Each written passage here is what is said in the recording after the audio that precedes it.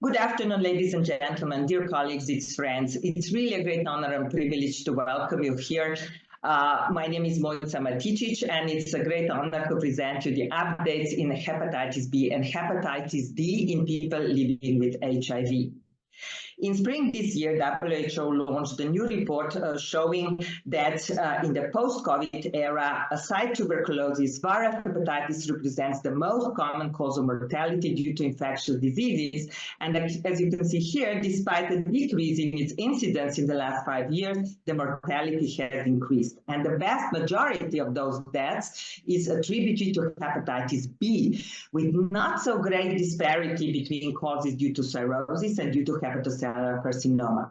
According to the same report, globally, there are estimated 250 million people living with chronic hepatitis B infection, and among them, over 10 million are living in Europe, where despite the national vaccination program in nearly all the countries, every year nearly 20,000 of new HBV infections occur. And the most common route of HBV transmission here is either heterosexual contact or sexual contact among men who has sex with men.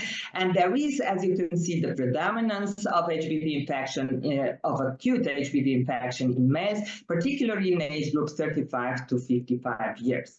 The problem of HBV infection is that due to asymptomatic cause of either acute or chronic HBV infection, the vast majority has not been diagnosed and, of course, consequently not been linked to care and managed. But proceeding to people living with HIV, luckily enough, an integrated testing for the 3 bloodborne viruses has been strongly recommended, which means that all those who are HBV co-infected are to be diagnosed with HBV at the entry of their lifelong health care and further on managed according to the specific recommendations. So it has been estimated that 1% of persons living with the HBV infection are also infected with HIV, and conversely, 7.4% of those living with HIV are also infected with HBV. So roughly speaking, there are around 3 million of HBV co-infected people living with HIV globally. But the meta-analysis of available data have shown that the HIV-HBV co-infection prevalence varies significantly by region and turned out to be the highest in the WHO Western Pacific region and Sub-Saharan Africa, whether it has shown to be the lowest in Europe with 6.7% and in the Americas with 5.3%, and in those low prevalence countries, the main mode of transmission of co-infection is actually sexual and transmission through intravenous drug use. So HIV-HBV co-infection remains a major public health problem due to high rates of liver-related morbidity and mortality, which present a real clinical challenge, particularly in vulnerable and neglected populations. Why? Because compared to HBV and HIV monoinfection, the co-infection causes a more severe evolution of liver injury because of combined specific mechanisms, such as the influence of replication of each of the viruses inside the liver, or a mechanism which is immune-mediated, or even host-related risk factors. Coming to the treatment of HBV infection, if we compare the HBV monoinfected persons on tenofovir with HIV-HBV co-infected persons on ART, including tenofovir, they do not appear to exhibit the same regression of liver fibrosis as the monoinfected patients, and even in those with successful suppression of HIV viral load, HIV accelerates the progression of liver fibrosis, and unfortunately, no sufficient treatment for this disease process exists. However, the latest study that's been published this year in Journal of Hepatology has clearly shown that actually HIV co-infection exacerbates HBV-induced liver fibrogenesis through a certain mechanism that has been discovered. So the inhibition of HIF-1A might represent a target for anti-fibrotic treatment, but unfortunately, we're not yet there. This is what we have for the treatment of Hep B infection, the NUCs, and actually tenofovir, either TDF or TAP, demonstrated the most potent activity against against HBV and HIV, with the added advantage of the virtually null risk of developing tenofovir-resistant HBV variants. So tenofovir is actually ideal to be included as part of the antiretroviral treatment in co-infected patients. So every major treatment guideline actually recommends tenofovir as a treatment of choice.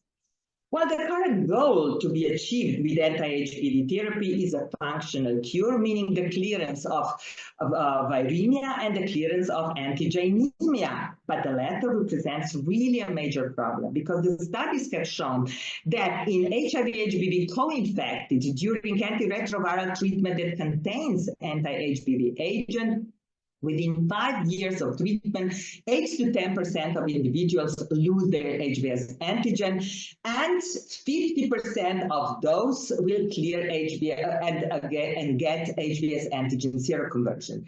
It means that in HIV-HBV co-infected persons, the median rate per 100 persons years regarding the seroclearance and seroconversion is much better compared to HBV monoinfected patients.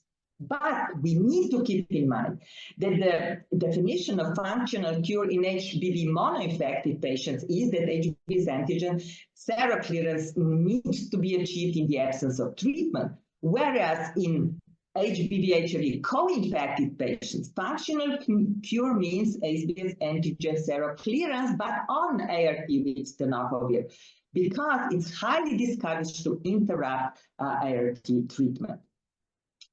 Well, as well as in hepatitis B mono-infected patients, also in co-infected patients during the treatment, monitoring is needed regarding the HBV replication suppression, regarding the stage of liver fibrosis or its regression, and regarding the emergence of HCC, hepatocellular carcinoma. And for all that, we use the standard markers. However, there have been new markers on horizon, new biomarkers for HBV mono-infected patients, but as you can see, some of them can be used also in HIV-HBV co-infected, such as the levels of HBs antigen, HB core related antigen, and antibodies against core antigen. Now, whom to treat? In hepatitis B mono-infected patients, there have been updated WHO guidelines launched in March this year that expanded the indication for HBV treatment. But this does not concern the HIV-HBV co-infected persons, because luckily enough, every major therapeutic guideline recommends HBV treatment for everyone diagnosed with HIV infection, regardless of the stage of the disease. And the EX 2023 guidelines on the management of HBV infection in people living with HIV are very precise. Let me just highlight some of them. Importantly, again, stopping anti-HBV active RT should be avoided in persons with co-infection because of the high risk of severe hepatitis flares and even decompensation following HBV reactivation.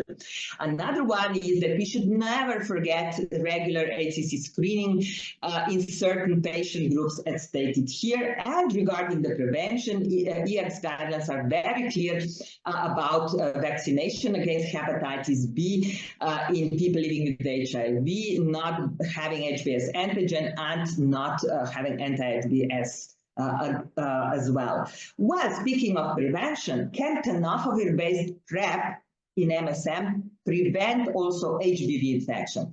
A large study has been conducted in STI clinic for MSM in Japan, and it has clearly shown that in those who got prophylaxis either by vaccination or either by PrEP, no HBs antigen occurred. However, anti-HBC antibodies occurred, mostly transiently, and there were no symptomatic hepatitis. So antibodies against HBC occurred in those who were vaccinated, in those who were on PrEP, or in both. So it can prevent also HBV infection. Now going to hepatitis delta. Why speaking about delta just now in 2024? Well, there are several reasons. The epidemiology of Delta in Europe has changed. Delta causes the most severe form of viral hepatitis. The vast majority of Delta infections remain undiagnosed. And luckily enough, there has been a breakthrough in Delta treatment. Now, the global burden shows us that among HIV antigen positive people, the estimated Delta prevalence is 4.5%. It's, of course, much higher in those attending hepatology clinic, because we must keep in mind that those who are chronically infected with HBV, among those 80% with cirrhosis and 20% with HCC are actually co-infected with hepatitis Delta. So in Europe, there are roughly about 500,000 of those who are infected with hepatitis Delta. High prevalence is shown in endemic pockets, in immigration, and in some autochthon high-risk groups, such as people who inject drugs, those with high sexual behaviors, and also in people living with HIV.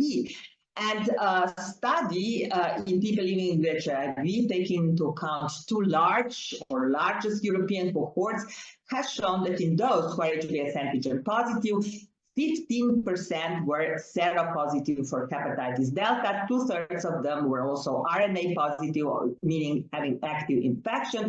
And in all the regions around Europe, people who inject drugs were far the most common risk groups for Delta hepatitis, with 50.5% of HBs antigen positive having serology for Delta positive and 2/3 of them being actively infected. Why is it so important? Because of the clinic. In people living with HIV who are HBV positive, they were 1.6 times more likely to die due to liver-related death and 6 times more likely to develop hepatocellular carcinoma compared to those people living with HIV who are HBV negative. So EX23 guidelines are clear. All HBs antigen positive persons living with HIV should be screened for Delta, and if the serology is positive, RNA tests should be performed. We should be very careful regarding the non-invasive fibrosis markers in people with Delta hepatitis, because the threshold has not been well established yet. Luckily enough, in July 23, EMA approved the first specific anti-Delta treatment, bulevirtide, and EASL has also in 23 included it in these clinical practice guidelines.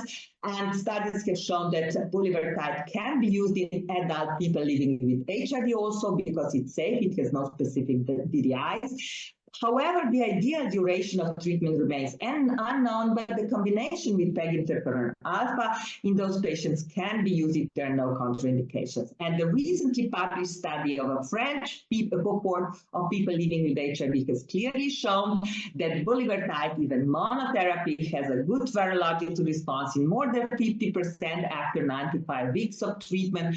But if we do the combination with PEG interferon alpha, as you can see, the results are really amazing. So EX23 guidelines already include bulevirtide as a treatment option. To conclude, ladies and gentlemen, every person living with HIV should be screened for HBV. Every HIV-HBV co-infected person should be treated for HBV. Tenofovir included in ART is the treatment choice for those who are co-infected. Every HIV-HBV co-infected person should be screened for Delta hepatitis. And Delta treatment with bulevirtide, together with PEG interferon alpha or not, is potent and safe. Thank you very much.